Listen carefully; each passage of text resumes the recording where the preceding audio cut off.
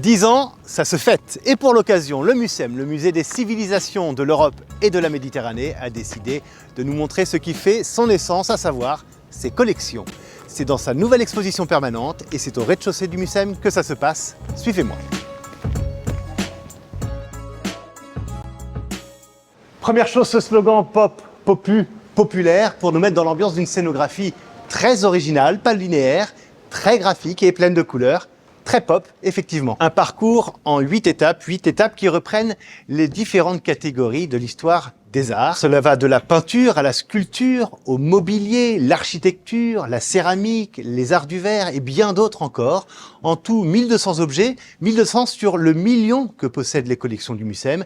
Et c'est ici présenté sur environ 1200 mètres carrés. Pour cette nouvelle exposition permanente, c'est toute l'équipe de conservation du MUCEM, une quinzaine de personnes qui se sont attelées à la tâche, qui ont sorti tous ces objets des collections du MUCEM pour nous les présenter ici. Et parmi elles, Caroline Chenu, que nous allons retrouver tout de suite. Caroline Chenu, bonjour. Vous êtes chargée de collection ici au MUCEM. Cette exposition, c'est un peu votre travail au quotidien, à vous, tous les conservateurs du MUCEM. Alors, c'était montrer les collections et développer un parcours de collection. Et effectivement, c'est un projet collectif. Les conservateurs qui ont travaillé sur cette section sculpture ont voulu interroger les rapports entre les animaux et les humains. C'est pour ça que vous avez voulu nous donner rendez-vous ici devant cette sculpture d'une sirène, c'est ça? Oui, la sirène qui est une créature hybride. Avec cette sirène, nous sommes face à une ronde bosse, donc une figure autour de laquelle on peut tourner. C'était une figure de manège, comme le restitue ce socle circulaire. Elle était en mouvement, ce que n'imagine pas immédiatement le visiteur. Elle a été fabriquée en Allemagne à Neustadt an der Orla, une petite ville entre Jena et Dresde, à l'est de l'Allemagne, dans les ateliers de Friedrich Hein en 1870. Et Friedrich Hein fait de cette petite ville la capitale industrielle de la fête foraine. Les figures sont exportées partout, jusqu'en Amérique. Celle-ci a voyagé, donc de l'Allemagne jusqu'en Île-de-France où elle tournait.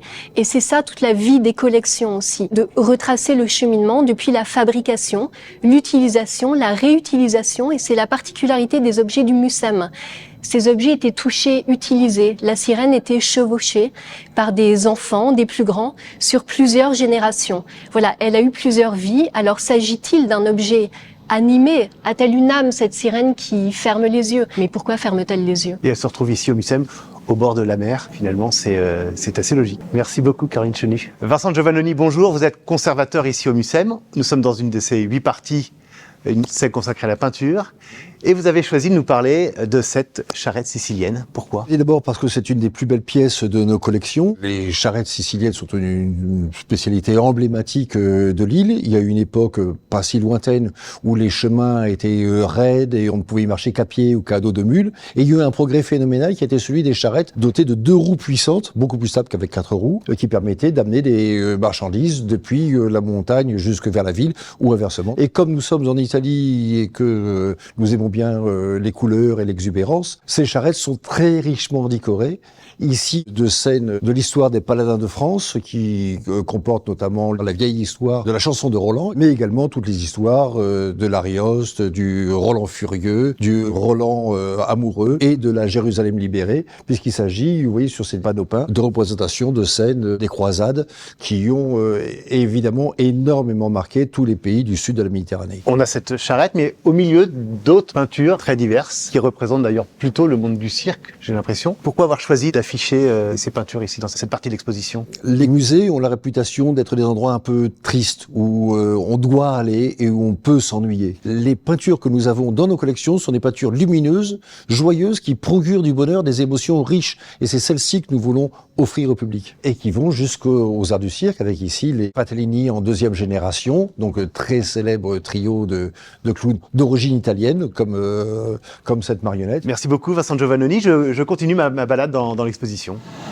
Alors, au-delà des 8 tableaux qui nous sont présentés, il y a cette expérience immersive. L'idée, c'est de nous expliquer comment et pourquoi les objets que nous jetterions dans notre quotidien, le MUCEM les récupère et les intègre à ses collections. Alors ici, 7 objets sont présentés, 7 objets pour 7 thématiques. Cela va du féminisme à la gestion des déchets, les migrants, le football ou encore le street art.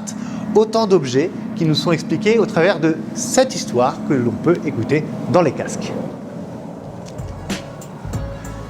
Bonjour Amélie Lavin, vous êtes conservatrice ici. Nous sommes dans la partie consacrée aux nouvelles acquisitions, ce qui est un peu une nouveauté pour une exposition, c'est-à-dire que c'est une partie, je crois, qui est amenée à changer, à évoluer.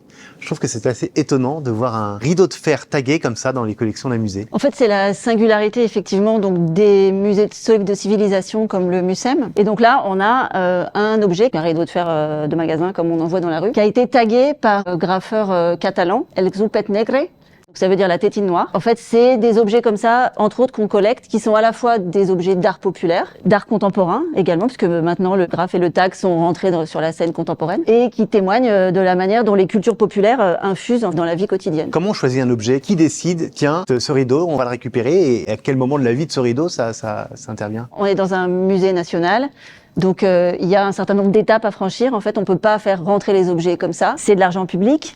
On reçoit également beaucoup de dons, mais de la même manière, en fait, c'est des objets qu'on fait rentrer dans une collection nationale. Donc ça veut dire qu'on les patrimonialise. Donc on passe des étapes de commission à l'intérieur de l'établissement, ensuite avec des représentants de l'État. Et c'est après ce long processus que les objets vont être inscrits à notre inventaire. Et à partir de ce moment-là, ils deviennent inaliénables. C'est-à-dire qu'on peut plus les céder. Alors, ce qui est assez étonnant, c'est que dans cette partie, il y a à la fois un rideau avec vraiment du street art et puis quelque chose de beaucoup plus classique ici. Donc c'est ça qu'on veut montrer dans cette partie dédiée aux nouvelles acquisitions, c'est la richesse des collections du MUSEM et la diversité. Cet espace qui va évoluer en fait et qui nous permettra de montrer justement l'actualité, la vivacité, le dynamisme de nos acquisitions. Il montre aussi à quoi ressemble notre collection. C'est une collection très hétéroclite qui fait se rencontrer des objets de nature et d'univers très différents. Donc en l'occurrence un rideau appartenant à la collection Graphe, une guitare taguée par Gabi Jiménez qui est un artiste romani et cette maison de procession qui est liée à l'histoire de la ville de Lorette dans les Marches en Italie où a lieu chaque année une procession autour de la Sainte Maison et donc là on a un objet aussi de croyance populaire. Donc on est toujours dans la culture pop mais sous des aspects extrêmement différents. Ça va changer assez régulièrement. La fréquence n'est pas déterminée, en fait ça dépendra aussi des moments de la collection qu'on a envie de mettre en avant mais l'idée c'est effectivement qu'on puisse montrer que ça bouge. Et on propose au public aussi, à l'aide d'un dispositif tactile, de rentrer aussi dans les objets, de balayer un peu les acquisitions récentes et de comprendre comment se font les acquisitions et aussi quelle typologie d'objets qui pourraient être amenés à découvrir ensuite avec d'autres rotations dans les salles que vous avez parcourues derrière. Amélie Lavin, merci beaucoup de nous avoir accueillis ici dans l'antre du MUSEM, finalement, au sein même des collections. C'est donc une exposition permanente que vous pouvez venir voir dès à présent et jusqu'à dans très longtemps puisqu'elle est permanente. Merci beaucoup de nous avoir suivis. À très bientôt.